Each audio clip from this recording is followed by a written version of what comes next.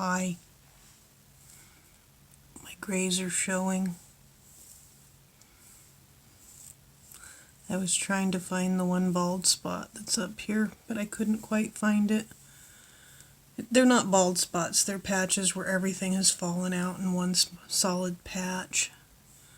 But I couldn't find it. This one right here is doing it, it's obvious. See that? It's because when I started the valerian with the Depakote at the same time, I got way too much progesterone going on, which caused my body to start making way too much testosterone or androgens or whatever. My hormones are messed up. The end result is, for the first time in a very long time, is it showing? I can't focus on the screen to see. I have hair here, which is polycystic ovary, blah, blah, blah, blah, blah. I also have clumps of it. There's a clump forming here. You can't see it because it's not dark. But I have a clump of thicker hair there that grew in the last month. Anyway, taking the seizure med starting in January has messed with my hormones, and this time it's decided to mess with my hormones in a different way than it normally messes with my hormones, and blah, blah, blah, blah, blah.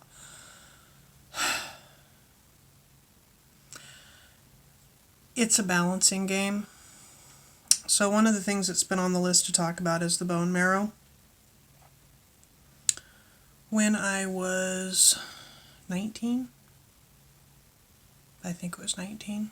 Anyway, I caught a hot load on radiation. I was working as a medic, and we responded on a call, and coming back from the call, took somebody into radiology for them to get an x-ray on a break. Was hanging out in the lounge afterwards, and all hell broke loose because the radiologist popped a black badge off of the patient who I had been transporting. Scrubbed out the rigs, because there were 2 rigs involved, took us all out into the parking lot, and I'll tell you what, they use a toilet brush to scrub every crack and crevice with a pumice stone attached. Did not give the guys the option, simply shaved their hair, all body hair, including the head. The women, they gave us the option of, we can shave your hair, it'll be very traumatic, or you can use this soap 15 times a day, but you'll be at excess risk, and blah, blah, blah, blah, and I just shaved my hair. And 4 days later, all of the info came back that the accident had been at a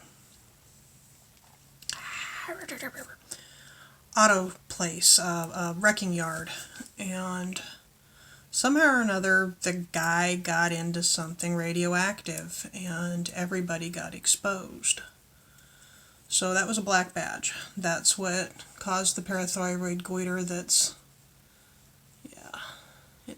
Most goiters form right here, and it's a big bulge, and you can see it, and it's like, oh, they've got a thyroid goiter. But a parathyroid goiter forms on the inside, not on the outside. So it squishes out a little bit in here from time to time, and I can see it right here if I'm looking for it right now, but I can feel it, and it's part of what's going on with my voice since getting back from Hawaii. My voice is sore if I talk. And just talking gives me a sore throat.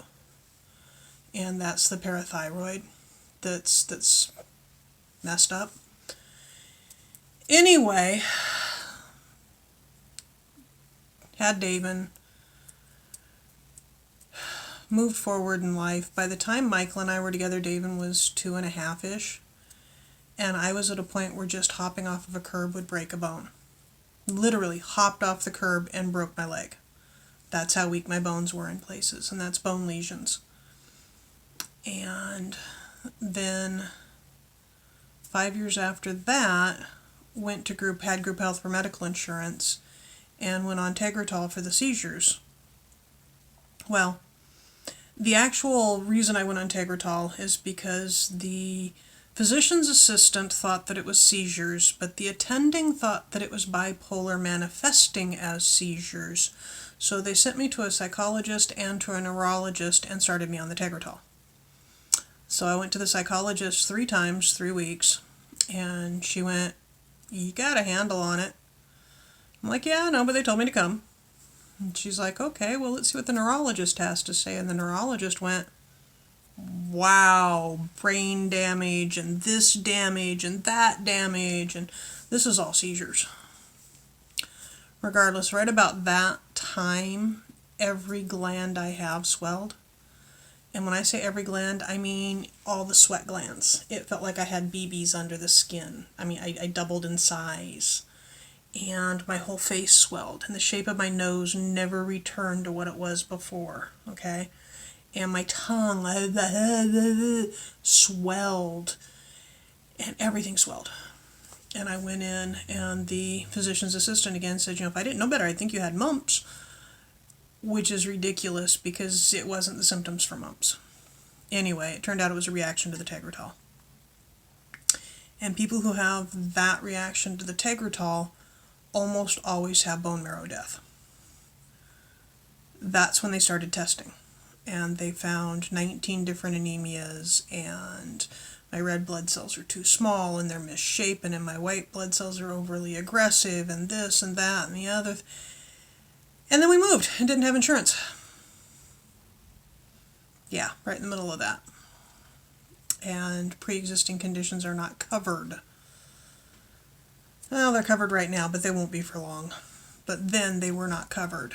And going forward, every doctor was like, "Well, yeah, that's probably an issue, but you don't have coverage." Over and over and years.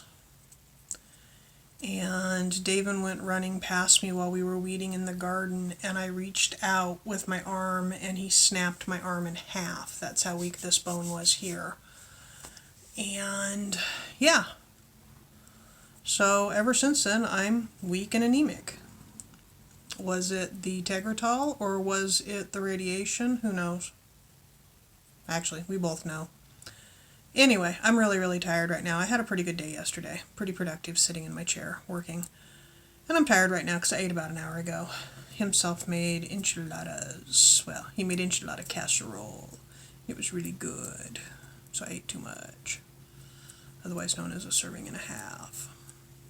Anyway, I don't really have that much to say today, so I figured I'd cover that because I've been talking about I'll cover it in the future. The big thing with group health was that I had gone in at the start of everything swelling up and said, "I think I'm having a bad reaction." And she pulled out the physician's desk reference and read, and then she goes, "Well, no, here, let me read what a bad reaction is." And she read 2 pages. And I was like, "Oh, okay." And we went home, and a week went by, and we went back in again. And I'm like, something's causing this, which is when the mumps comment was made. And they tested for a bunch more stuff. And then we went to his husband's parents, and the mom has worked as a psych nurse, and she goes, "Oh, looks like you got the Tegretol rash." I'm like, "The what?" She goes, "The Tegretol rash. 10% of people are intolerant of Tegretol, and it causes their glands to swell, and blah, blah, blah, blah, blah. It's really dangerous. What's your doctor doing about it?" Went back the very next day and went, "Hey, what's the Tegretol rash? I've never heard of that before." "Huh, psychiatric charge nurse told me it's a common thing with Tegretol, that 10% of people get it when they first start taking Tegretol."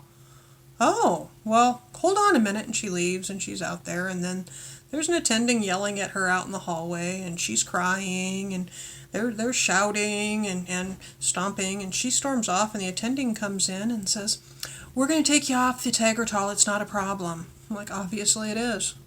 What are the side effects?" Anyway, it turns out that Tegretol is a 3-page spread in the physician's desk reference, and she started here and read, and she never turned the page. And had she turned the page, there was a black box warning with a bright red band that said, "And when you start a new patient on Tegretol, watch for this." So that's the Tegretol story, that's the group health story, that's a physician's assistant is not a doctor. No matter how much they say doctor and have a stethoscope, a physician's assistant is a med student at best. That's that. Talk to you later. Bye-bye.